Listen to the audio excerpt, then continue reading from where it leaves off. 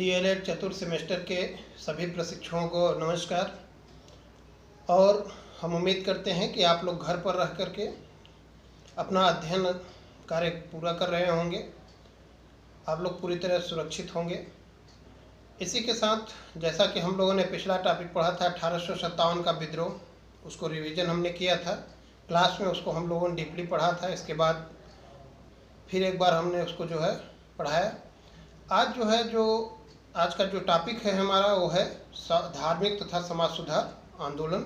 महत्वपूर्ण टॉपिक है, एग्ज़ाम के पर्पज से भी आपके और जो कंपटीशन से जुड़े हुए लोग हैं उनके लिए भी यह महत्वपूर्ण टॉपिक है। तो धार्मिक तथा सुधार आंदोलन को और अन्य शब्द में क्या कहते हैं, अन्य नाम से भी क्या जानते हैं, इसको देखते हैं हम लोग। और क्या कारण था कि मतलब इस आंदोलन की आवश्यकता पड़ी। तो 19वीं शताब्दी का पुनर्जागरण, धर्म तथा समाज सुधार आंदोलन जो है उसको इस नाम से भी जानते हैं। अब जैसे कि जो व्यवस्था थी हमारे यहाँ पहले से परंपरागत व्यवस्था चली आ रही थी, तो इस आंदोलन की आवश्यकता क्यों पड़ी। अगर मान लीजिए एग्जाम में आपको पूछा जाता है धर्म तथा समाज सुधार आंदोलन की आवश्यकता क्यों पड़ी या 19वीं शताब्दी का पुनर्जागरण भारत में क्यों हुआ, तो इसको कुछ महत्वपूर्ण बिंदु हैं, इसको हम लोग देखते हैं। तो इसमें पहला है कि जैसे अंधविश्वास तथा आडंबरपूर्ण जो धार्मिक जीवन था वो भारत में पूरी तरह से व्याप्त हो चुका था।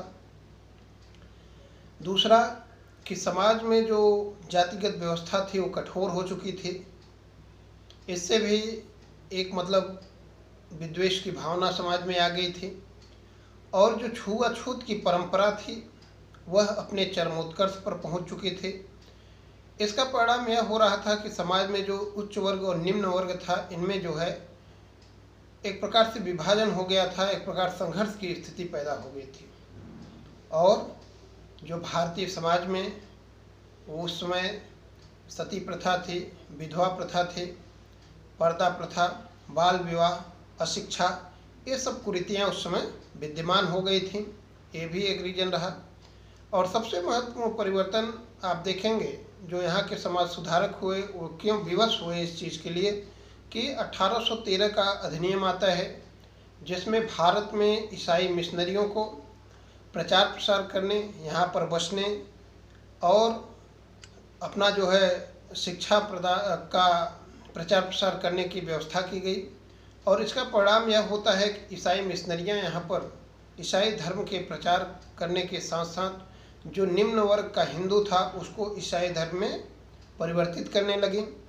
और इन सभी का परिणाम यह होता है कि जो भारत का बुद्धिजीवी वर्ग था या यहाँ का जो मध्यम वर्ग था विवश हुआ कि मतलब इसका आत्मनिरीक्षण हम लोग करें, इसके बारे में हम लोग सोचें कि किस प्रकार से एक व्यवस्था अपनाई जाए कि जिससे जो है यहाँ का समाज अपने धर्म के प्रति, अपने शिक्षा के प्रति, इसके प्रति जो है जागरूक हो सके।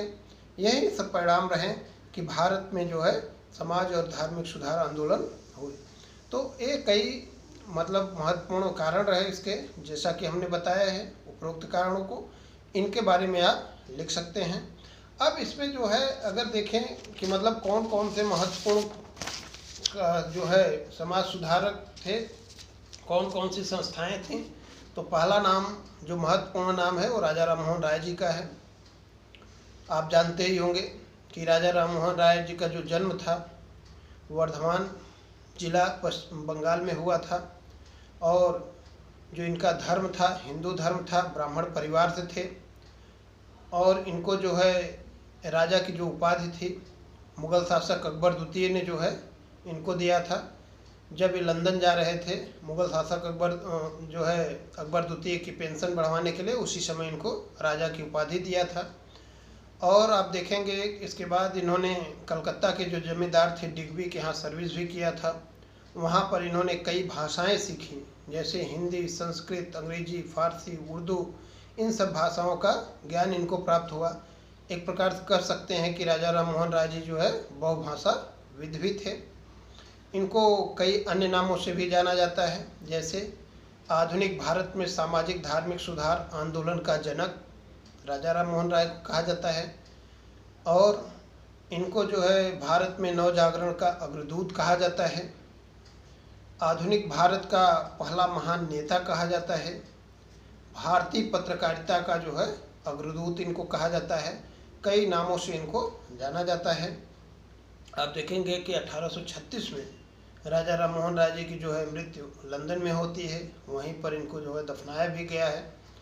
और राजा राम मोहन राय जी की एक विशेषता थी कि पहले अश्वेत थे जिन्होंने लंदन के हाउस ऑफ लॉर्ड्स को संबोधित किया था, वहाँ की संसद को संबोधित किया था। इसके साथ साथ महारानी विक्टोरिया के भी ये शिक्षक रहे थे। और देखेंगे कि राजा राम मोहन राय के कुछ महत्वपूर्ण किताबें हैं, महत्वपूर्ण हैं, एग्जाम में भी हमेशा पूछा जाता है। जैसे मीरातुल अखबार है, फारसी भाषा में लिखा गया है। ब्रह्मानिकल नामक किताब है जो कि अंग्रेजी भाषा में है राजा राम मोहन राय जी की। संवाद कौमुदी है जो कि फारसी भाषा में है। और तोहफात उल मुहाउद्दीन है, एकेश्वर, इसका अन्य नाम है एकेश्वरवादियों के लिए उपहार, तोहफात उल मुहाउद्दीन या एकेश्वरवादियों के लिए उपहार, यह जो है फारसी भाषा में है। तो महत्वपूर्ण किताबें ये चार हैं, तोहफात उल मुहाउद्दीन, संवाद कौमुदी, ब्रह्मानिकल और मीरातुल अखबार। ये महत्वपूर्ण राजा राम मोहन राय जी की किताबें हैं। इसके बाद अगर देखें, हिंदू कॉलेज की भी इन्होंने स्थापना किया था कलकत्ता में 1817 में, और डेविड वेयर के सहयोग से किया था हिंदू कॉलेज की स्थापना। और पहला ऐसा कॉलेज था हिंदू कॉलेज जिसको जो है सरकारी अनुदान मिला था। यहाँ पर पाश्चात्य शिक्षा और यांत्रिकी या इंजीनियरिंग की भी शिक्षा दी जाती थी। इसके साथ साथ इन्होंने जो है वेदांत कॉलेज की भी स्थापना किया था 1825 में, और कलकत्ता में ही इसकी स्थापना किया था। तो ये सब चीज़ें जो है महत्वपूर्ण चीज़ें राजा राम मोहन राय जी के बारे में हैं, इनको जान लीजिए। इसके बाद आप देखेंगे कि ब्रह्म समाज नाम की संस्था की भी स्थापना राजा राम मोहन राय जी ने किया था। तो पहले जो ब्रह्म समाज था, यह ब्रह्म समाज के नाम से स्थापित नहीं हुआ था, इसका नाम जो है आत्मीय सभा था। और कलकत्ता में इसकी स्थापना जो है 1814 ईस्वी में राजा राम मोहन राय जी ने किया था। महत्वपूर्ण क्वेश्चन है कि आत्मीय सभा की स्थापना कहाँ पे हुई थी? कलकत्ता में हुई थी, 1814 में हुई थी, और राजा राम मोहन राय जी ने किया था। इसके साथ साथ आप देखेंगे कि यह जो आत्मीय सभा था एक ऐसा मंच था जहाँ पर जो है धर्म सुधारक तथा समाज सुधारक लोग जो थे वो इकट्ठा होते थे, अपने विचारों को रखते थे।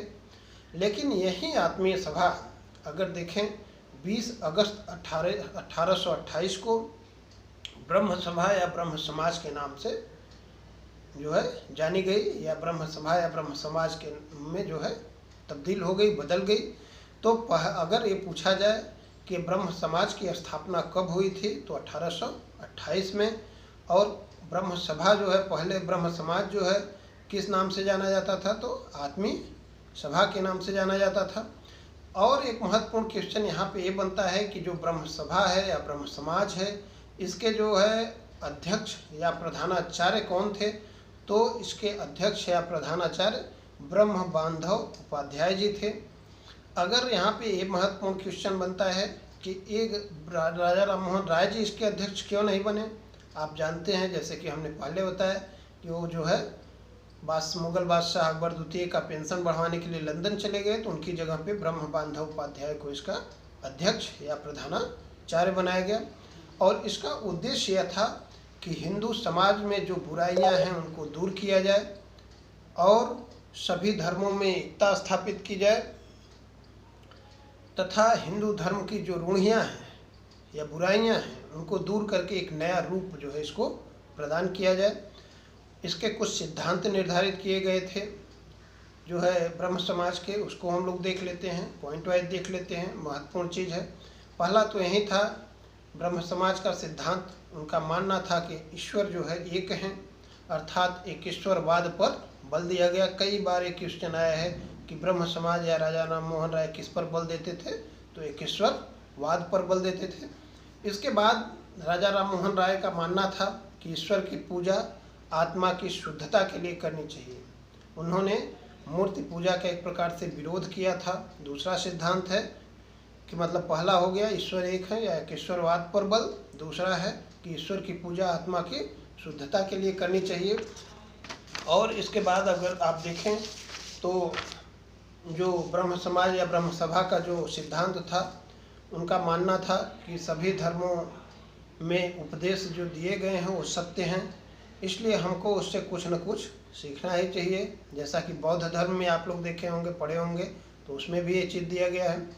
और उन्होंने कहा कि मनुष्य के प्रति भातृभावना और प्राणियों के प्रति दया की भावना रखनी चाहिए।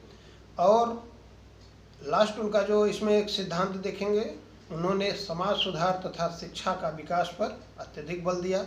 तो ये सब चीज़ें जो है राजा राम मोहन राय के ब्रह्म समाज से संबंधित थी। तो जैसा कि हमने बताया, बहुत महत्वपूर्ण चीज़ है, यहाँ हर मतलब एंगल से प्रश्न पूछा जा सकता है।